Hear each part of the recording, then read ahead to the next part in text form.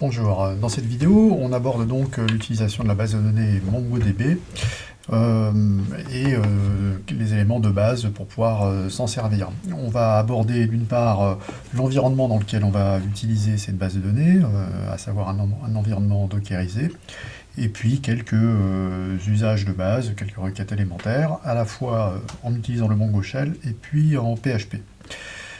Donc première partie, dans quel environnement on utilise Mongo? Donc comme je l'ai dit, on va installer Mongo dans un environnement dockerisé pour éviter d'avoir à installer l'ensemble du serveur sur chacune de vos machines et pour avoir à éviter de configurer votre PHP de manière un petit peu qui pourrait être un petit peu compliquée. Alors, donc, on va utiliser Docker Compose pour installer un environnement de développement avec Mongo. Donc, ce Docker Compose, il est composé d'un service PHP ici, basé sur cette image, voilà, avec ses caractéristiques. Donc, on monte ici deux répertoires. Le répertoire pour le vhost par défaut, puisqu'on est sur une image de type Ubuntu. Et puis ici, le répertoire, je vais mettre le code, enfin les sources de mon application. Voilà les ports qui correspondent sur ma machine hôte. Dans ce conteneur, donc, je vais être lié à la base de données Mongo avec ce hostname, donc mongo.db. L'image Mongo, donc c'est l'image officielle Mongo dans sa version la plus récente, et puis je vais monter ici un répertoire partagé avec la machine hôte, le répertoire data que j'ai ici, et ici dans ce répertoire data j'ai les données que je vais importer dans ma base pour l'initialiser. C'est un fichier qui contient une collection JSON. Et puis j'installe également l'interface Mongo Express. Ici là encore c'est l'image officielle, la version la plus récente, c'est simplement donc une interface qui me permet de manipuler de manière assez simple et d'interagir de manière graphique avec le serveur de base de données Mongo. Donc première étape, on va créer les conteneurs puis les démarrer. Donc Docker Compose up-no start. Donc ça va créer les conteneurs sans les démarrer à partir du docker compose.yrml que vous avez ici juste au-dessus. Donc voilà, c'est parti. Ils sont créés. Je vais pouvoir maintenant les démarrer. Docker compose start. Voilà, donc mes trois conteneurs sont démarrés. Donc ici, je dois pouvoir, en utilisant ici Mongo Express, donc sur le port 8081 de ma machine hôte, accéder à mon serveur de base de données Mongo. Alors, il est donc sur localhost 2.8081. Le voilà.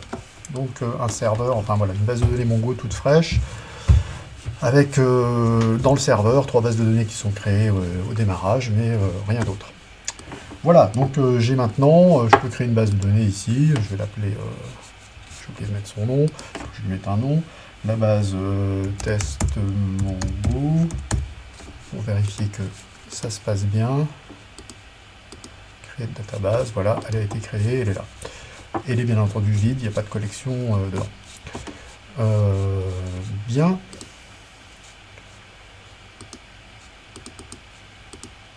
Alors, je vais la supprimer, ça ne sert à rien.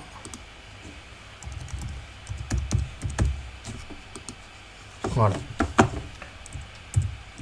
Bien, alors maintenant je vais peupler ma base de données. Donc je vais créer une base de données et créer une collection initiale à partir des données qui sont stockées là dans mon répertoire data. Alors, juste un petit point sur ces données, quelle tête elles ont, parce que c'est la structure qu'on va retrouver dans la collection, enfin dans la base Mongo. Donc les données que j'ai ici, c'est un tableau. Chaque élément du tableau, c'est un objet assez compliqué qui représente un sandwich dans mon catalogue de sandwich.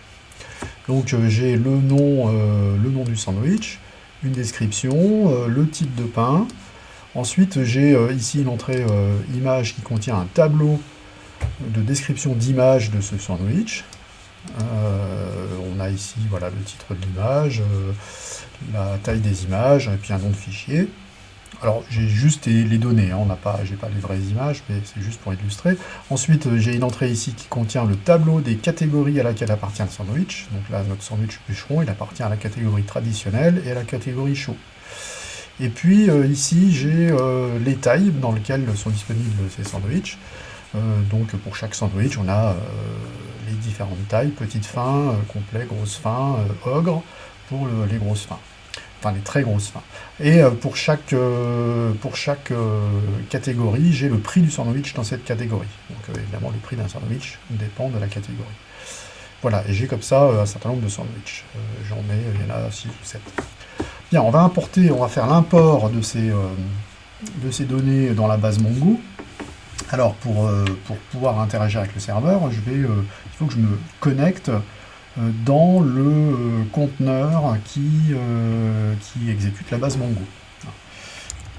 Alors, pour connaître ce conteneur, je fais un PS, et voilà, c'est celui-là, hein, qui a pour nom, le nom du service, c'est Mongo. Donc je vais faire un docker exec dans ce conteneur pour pouvoir entrer dedans. Docker exec-it, le nom du conteneur, et je vais exécuter un bash dans ce conteneur. Voilà, je suis dedans. Alors là, j'avais configuré mon Docker Compose de façon à, vous voyez ici le working dir, c'est /var/data, c'est exactement le répertoire qui est partagé avec la machine hôte, le répertoire data ici. Donc si je fais ls ici, j'ai bien dans mon conteneur, je vois le fichier katawitch.json qui contient mon catalogue de sandwich. Voilà, donc ce sont ces données que je vais importer. Alors pour importer ces données, je vais utiliser une commande, alors qui est une commande bash, qui n'est pas une commande à l'intérieur de Mongo, c'est une commande qui fournit un client en fait pour le serveur MongoDB. C'est une commande qui est client, qui va donc interagir en local avec le serveur MongoDB et qui va réaliser l'importation d'un fichier. Alors, je lui donne une option qui est "-db" et je lui donne le nom d'une base dans laquelle je vais faire l'import. Si la base n'existe pas, elle va être créée. C'est une base que je vais appeler catalogue, c'est un catalogue de sandwich. Je vais importer ces données dans une collection. Et je lui donne le nom de la collection. Voilà, je vais appeler la collection des sandwichs. Et puis maintenant, pour faire import, il faut que j'ajoute une précision je vais prévenir l'utilitaire Mongo import que les données que j'importe, elles sont sous forme d'un tableau JSON et non pas d'un objet JSON. Donc il faut que je lui dise que j'importe un tableau JSON. Voilà, et puis maintenant, je vais aller lire le contenu du fichier qui contient mes données JSON. Voilà, katawitch.json. Voilà. Bon, écoute, ça a l'air d'avoir fonctionné. Donc il a importé 7 documents. C'est le nombre de sandwich. Donc on peut aller regarder maintenant dans Mongo Express. Je fais un reload. Et maintenant, effectivement, la base catalogue est bien là. Dans cette base catalogue, j'ai bien la collection ici des sandwichs. Et là, j'ai tous mes sandwichs. Donc un sandwich, son nom, sa description, le type de pain. Ça, c'est le tableau d'image.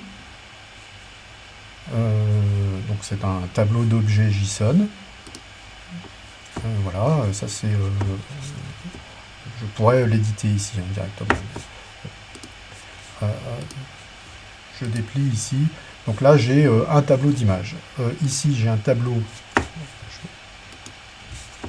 vais juste l'afficher. Ensuite, juste déplier ici les objets. Voilà. Le tableau des catégories. Donc, je peux le voir ici aussi. Voilà. Donc ça, c'est les catégories portées par cet objet, le sandwich bûcheron. Et puis ici, les tailles donc le tableau détail pour ce sandwich. Donc voilà là j'ai la vision des données à l'intérieur de ma base Mongo. Évidemment, elle correspond à la structure des données que j'ai importées qui étaient dans le fichier de départ. Voilà, mais là je peux naviguer dedans, les regarder, et puis vous avez vu ici, si je clique là, je peux éventuellement les éditer. Je peux aller modifier ici. Bon, je ne vais pas le faire. Voilà. Alors maintenant, si je reviens ici à l'intérieur de mon conteneur, si je tape la commande Mongo, ça c'est le client Mongo, j'arrive ici dans le shell. Je suis dans le shell Mongo, donc le Mongo shell, donc là je peux interagir avec mon serveur de manière interactive.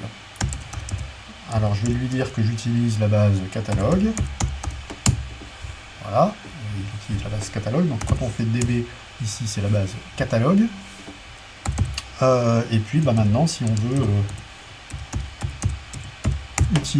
faire des recherches par exemple dans la collection sandwich, db.sandwich.find, et là on a toute la collection qui s'affiche. Je peux ici faire un count plutôt qu'un find, ça va me compter les nombres d'éléments dans la collection. Voilà, alors à noter que ici c'est du JavaScript, hein, c'est-à-dire que le shell Mongo, c'est un shell JavaScript, et donc on peut ici taper des commandes, enfin des instructions JavaScript, et éventuellement définir des fonctions JavaScript. Là donc j'ai fait un let, voilà, je peux interagir, donc je peux écrire des programmes et ici exécuter des programmes, enfin des scripts qui vont interagir avec la base de données en JavaScript. Voilà. Alors pourquoi JavaScript? Parce que le format des données, hein, c'est du JSON étendu, donc c'est un format qui est assez voisin de JavaScript. Alors avant de continuer et commencer à exécuter des requêtes, simplement l'équivalent de ce qu'on a fait ici, mais du point de vue PHP. Voilà, ici la collection la connexion à la base de données, donc ça consiste à ici charger l'autoloader pour trouver les classes de la librairie MongoDB Client. Là je crée un client et je lui passe l'URL de ma base, donc mongodb le nom du host qui héberge le serveur de ma base MongoDB. Alors ce nom là, hein, je rappelle, c'est le nom qu'on a choisi ici dans le Docker Compose. Ici j'ai créé le lien entre mon service Mongo, c'est ici, et puis le service PHP, dans lequel, donc à l'intérieur de ce service, de ce conteneur PHP, je nomme le host correspondant au serveur Mongo, je l'appelle MongoDB, mongo.db. Donc c'est ce nom-là que je dois utiliser quand je fais la connexion, hein, mongo.db. Voilà. Bon, alors pour pouvoir utiliser cette librairie, évidemment, il faut l'installer. Donc pour faire ça, on a un composer.json ici qui installe la librairie adéquate. Donc il faut faire un composer install sur ce composer.json. Ça, il faut aller le faire, évidemment, dans le conteneur PHP, et non pas sur ma machine hôte, ni dans le conteneur Mongo. Donc je dois ici quitter, là je viens de quitter le Mongo Shell, je vais maintenant quitter le conteneur Mongo, et puis je vais me connecter dans le conteneur qui contient mon exécutable PHP. Alors je me souviens plus comment il s'appelle, donc Docker Compose PS. Voilà, c'est celui-là, donc je vais me connecter dans ce conteneur, docker exec IT, le nom du conteneur, bin bash. Voilà, je suis dedans. Donc ici, j'ai mon composer.json. Ben, je vais faire l'installation. Composer install. Voilà, c'est parti. Il me télécharge tout ce qu'il faut.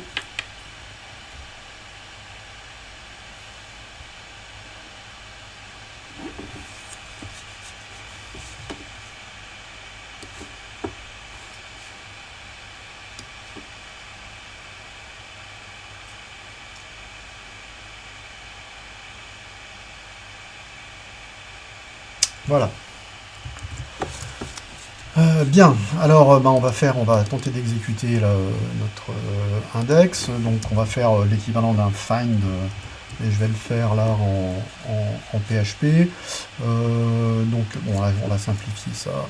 Voilà. Alors donc ça c'est ma connexion. Je me connecte ici au serveur MongoDB. Ça c'est la base de données. Donc je choisis la base qui s'appelle catalogue dans $DB. Et puis maintenant, bah, je fais des requêtes dans cette base de données. Donc ici, sur la base de données, je fais une recherche dans la collection qui s'appelle sandwiches. Je fais un find. Alors ben, ici, je vais prendre tout. Finalement, il n'y a pas de condition de recherche. Donc je fais un find où j'aurai toutes les lignes du résultat. Alors je regarde quand même si jamais est-ce que le résultat est nul. Si jamais il est nul, je m'arrête là. Et puis sinon, bah, je fais un for each où je vais imprimer, afficher tous les sandwichs, le nom et le type de pain. Voilà, bon, ben, j'espère que ça va fonctionner. On va faire le test. Alors pour pouvoir faire le test, il faut que je me rappelle, parce que je me rappelle jamais très bien, ça c'est le port sur lequel est installé ce service web. Alors, donc, on va lancer notre service. Donc, c'est sur localhost. On a dit donc le port 12.0.80. Voilà, et bien donc j'ai bien ici voilà, les messages de connexion et puis bah, la liste des sandwichs avec chacun leur nom et le type de pain. Voilà, donc eh bien ça fonctionne. J'ai donc exécuté ici mon petit programme PHP de test pour l'accès à la base Mongo. Tout à l'heure, on a vérifié qu'on pouvait accéder au shell en se connectant dans le conteneur Mongo, et donc on a accès au Mongo Shell.